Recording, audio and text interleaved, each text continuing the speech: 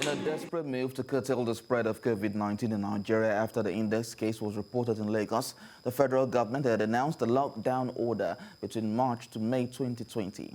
In a country like Nigeria, where 70% of its population are mostly artisans who depend on daily businesses, it wasn't long before the lockdown took a toll on them, and those with criminal tendencies cashed in to commit crime. Senior correspondent Ivy Kano in this report takes a look at the security breaches during the lockdown.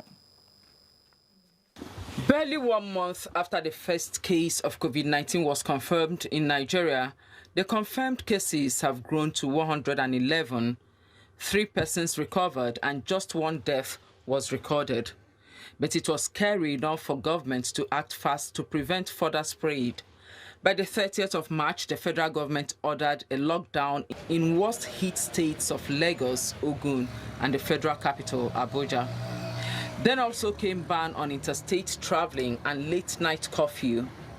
As days went by and numbers continued to rise, other state governments stepped up different forms of restrictions within their territories, which further worsened the already harsh economic situation in the country.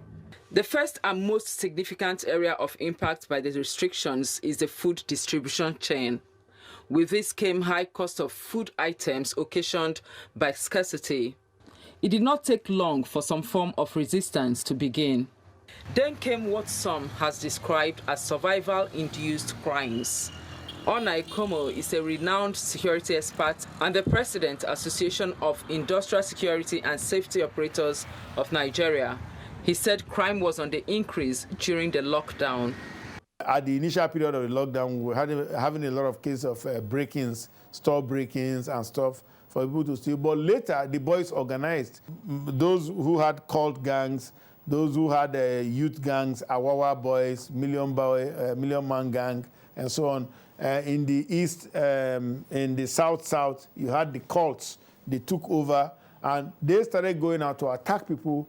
Though police commissioners nationwide were put on alert and ordered to effectively tackle these crimes, the security experts said for a country that has almost more than a quarter of its population live on daily earnings, the country was taking a risk with a prolonged lockdown. In the north, the lockdown, the border closure was not effective. In the south, we had leakages, but not officially. People were still passing through the bush paths and things like that.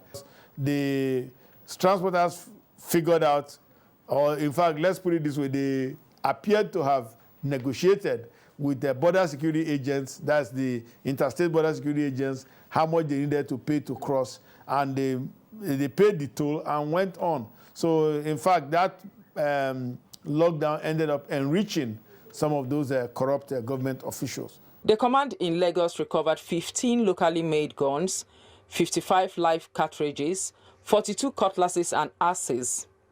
Also, 2,092 vehicles were impounded, 1,535 motorcycles and 369 tricycles were also impounded.